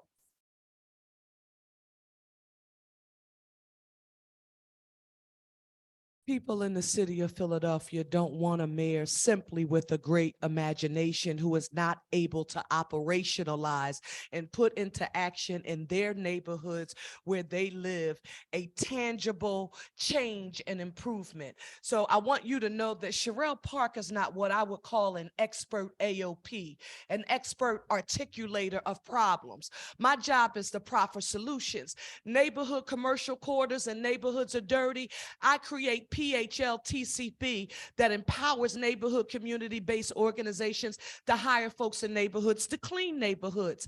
I want to support Black and brown small business owners on commercial quarters who need technical support and legal support to grow their revenue, but they don't have access. I create Power Up Your Business to help them do that in partnership with the Community College of Philadelphia.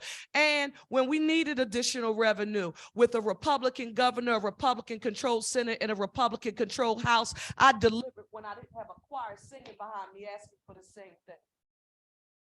thing. So when I think about imagination, I think about the Philadelphia Culture Fund. In fact, the Culture Fund was decimated during the pandemic, and I led the charge to get more money to the Culture Fund and expand it to the level it's never seen in the past. But also imagination, I think about my experience when I was a member of the Executive Committee of National League of Cities and going to DC and having conversations with so many different arts and culture groups. And as I came up with the idea with dedicated funding for the Culture Fund and also for the arts and cultures in the city of Philadelphia. And I got that idea through what I saw in DC. The DC Office of Film, TV, Media, and Entertainment provides live content through a digital radio station owned by the public by DC. They have a space where you see young people who are in schools around the District of Columbia are able to participate and showcase their talents and engage all of that. And it comes from the leadership of the mayor, because the mayor has a person in that office that's recruiting people from LA and New York to lead that office in order to bring back the arts and culture and allow us to rebuild and regain our birthright. The fact that Mary Anderson and John Coltrane and Grover Washington all here in the city.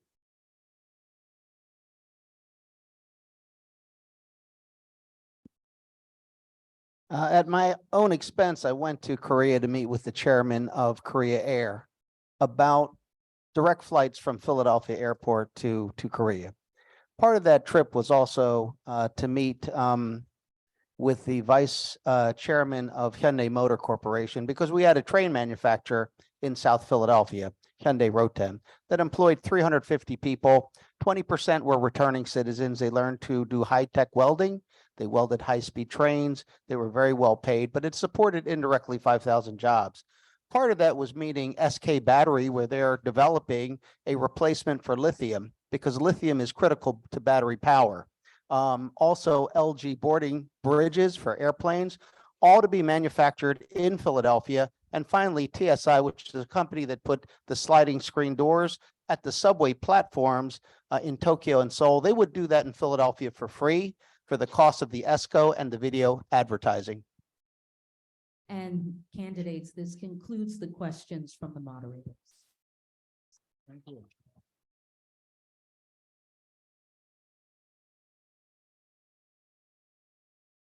Thank you so much to our amazing moderators for having such an insightful conversation. Now, guys, bear with me a little bit before we have closing statements. I'm going to bring here Patty and Jose Ramos. Jose is an amazing student that participates in both Taller Puertorriqueño and also the Cultural Alliance. They're going to be asking a question from our sponsors, AARP. Thank you. I'm very pleased to present a question that was generated by our sponsor, AARP Philadelphia.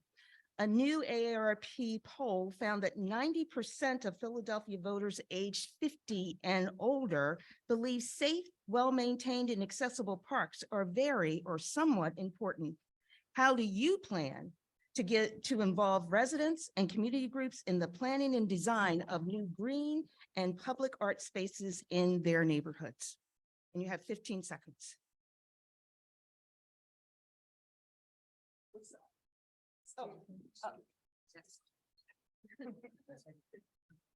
Well, I would engage our Parks and Recreation Commissioner, number one.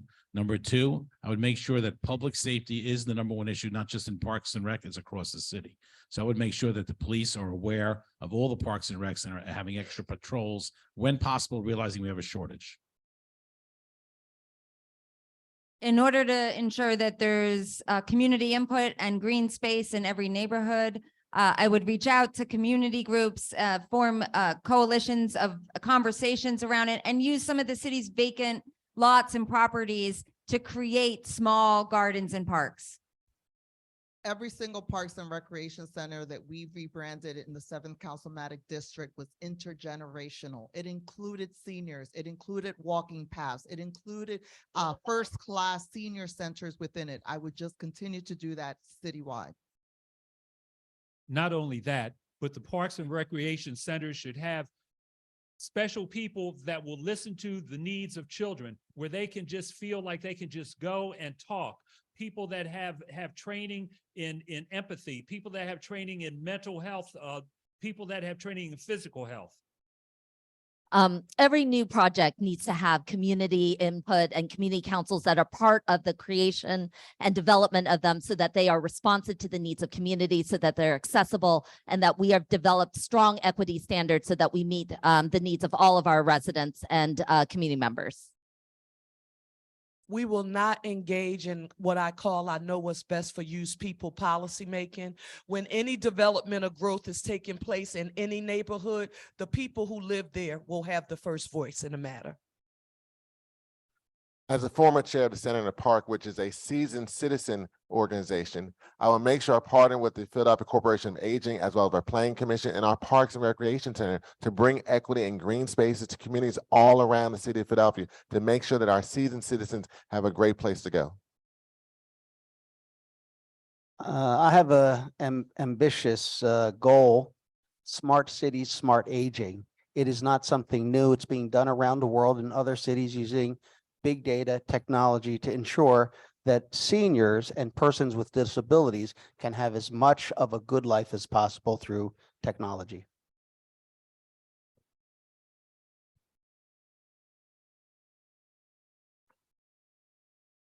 Hi, my name is Jose Ramos, and I am a high school student who lives in this neighborhood. My father is 62 years old. He has been told for his whole life that you have to work for a city job. What can you do to make it easier for low-income neighborhoods or people with the right education to get a city job? 15 seconds. Let's start from the end. Again, there are people with sharp minds. They sometimes have limitations in their bodies, but technology can take that mind and expand it, help them share, enhance what they do, and also give an ability for independent living that we don't have in this country now. We have a number of openings in the city of Philadelphia where we need people. So the fact that people who are interested in working for the city of Philadelphia, we need to make sure we're going out and aggressively recruiting, just like we need to do police officers and a whole other set of employees in the city of Philadelphia. And the Green administration will go out and do it in a diverse way across the entire city. Equity means removing unnecessary degree requirements for having a job in the city. Some people can do the job, they may not have the degree or cannot take a standardized test well. That doesn't mean I can't perform. We're going to remove those barriers to entry. We want Philadelphia jobs for Philadelphians. We're going to go out and have the biggest recruitment effort to engage and repopulate our city workforce, to diversify, to better meet the needs, whether that's in parks and recreation, whether it's in our healthcare, whether it's in mental health and outreach. This is the chance to build the city that reflects all. I'm going to provide free civil service tutoring for everyone, and they can take the tutoring until they pass whichever exam they want. And if it's an issue, then we'll just make sure that their life experiences are part of the examination so that they can get that job. I will follow Governor Shapiro's lead. We will take the barriers out, but the next mayor gets to appoint 2 out of 5 civil service positions. Imagine if we can have an inclusive, multicultural government that really reflects our city. As mayor, I would streamline the bureaucracy that is in place in order to try to get a government job. I've seen this bureaucracy from my jobs working within the city. We need to break down that red tape and make it easier to apply and get that job. I will also copy what Governor Shapiro did and make it easier, but I'm going to talk to your dad and tell him at 62 years of age, forget the city, go into real estate. He'll do a lot better.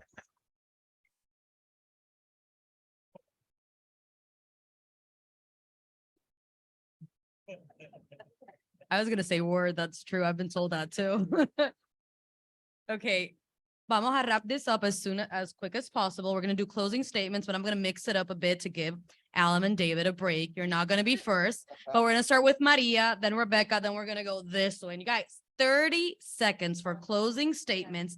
And I also want you guys to talk to a community that might not be here present today, and it's talk to the non-arts voter about why is it so important to fund the arts. Maria, 30 seconds. Thank you. Again, if we're going to move away from our segregated past and move forward as a community that is united, diverse, and mixed income neighborhoods, no better place to anchor those neighborhoods that with arts and cultural organizations that are fully funded with predictability, where young people and seasoned people can participate in making our neighborhoods safer.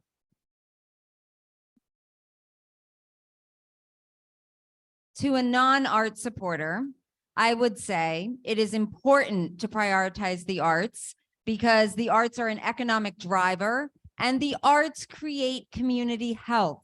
And community health is important to the future of our city. So even if that person doesn't understand it, I am telling them it is so, and that is the way that we're going to move our city forward. Now it's your turn. Okay, thank you. Just want to make sure I got it right. Yes. So I would tell that person who's not really into the arts and culture, number one, the economic drivers of arts and culture are huge. We know the number is 3.4 billion. We know there's $930 million in salaries. I think it's over 130 million in taxes. It's just an economic driver. But the big difference is arts and culture exist in Philadelphia and the city. In the suburbs, they don't have what we have. And they have to remember that they are a sub of the urb. We're the urb. And all the fun happens in the urb, including arts and culture.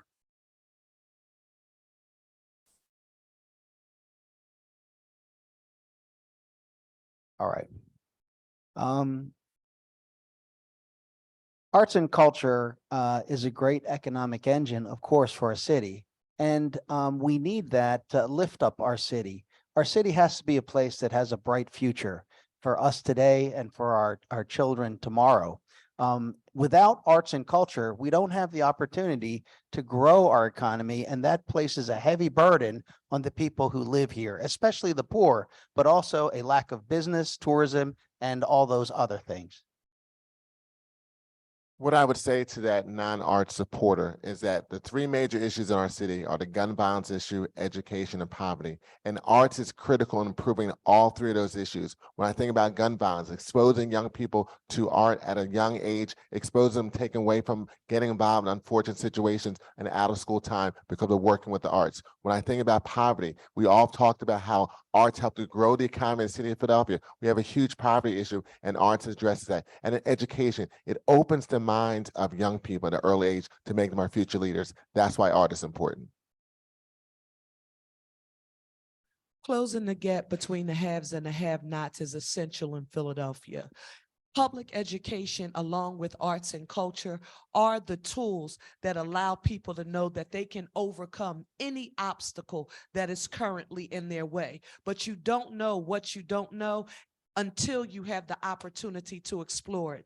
Arts and culture gives you the ability to escape your current involvement or exposure to anything associated with poverty, and it's essential. Arts is a business of joy, hope, and the fulfillment of this city's potential. There's no question that in a city like ours, where millions of dollars is at stake, restoring Philadelphia's economy, bringing back life to our neighborhoods, exciting our young people with a chance at a new future starts on day one by investing in the creative potential of this city. There's nothing more unique than being Philadelphia. There's no cookie cutter kind of approach that I want to see in this economy. I want the unmatched potential of our neighbors and of our city to come out of this city. To those who may question the importance of the arts, know that the arts don't only foster talents, but the arts foster greater emotional and social learning. They foster empathy, which is more of what our city needs. The arts not only help to heal the broken and damaged, the arts help people to discover who they are. That's why there should never be a delay or question of whether or not to support. And for my administration, the answer will always be yes. As an artist, I am you and you are me. Thank you so much. Let's give another round of applause to the candidates, the moderators, you guys, everybody who tuned in Zoom.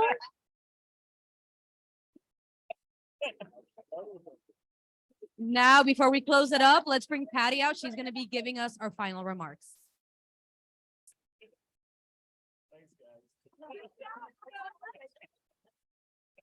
Thank you, guys, and thank you, Valeria.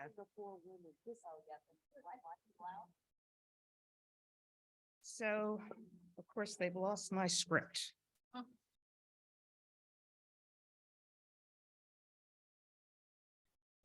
So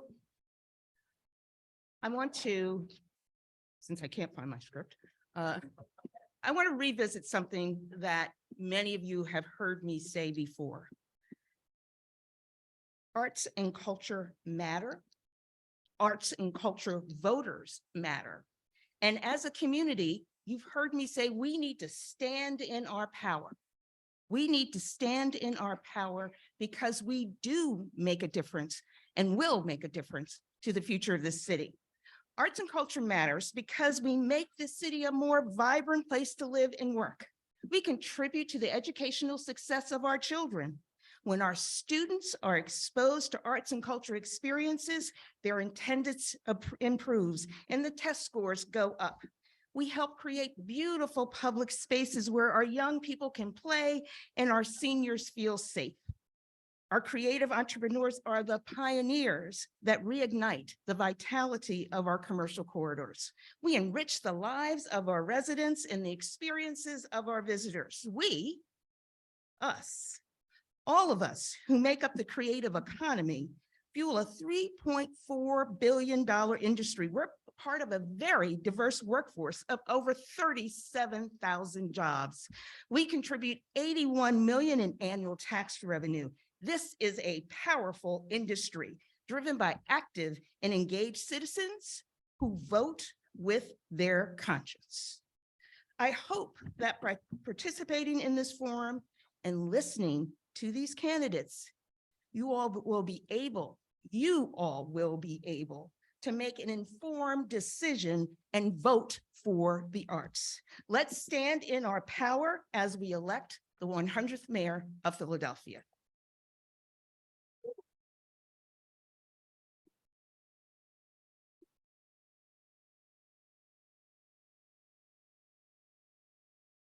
Well, thank you guys. But before we leave, we got to obviously thank our sponsors who made this night possible. AARP Philadelphia, Tosma Production, our awesome venue, Taller Puertorriqueño, our media partners, Al Día, NBC 10, Telemundo 62, WHYY, WURD Radio. Thank you guys so much and have a good night.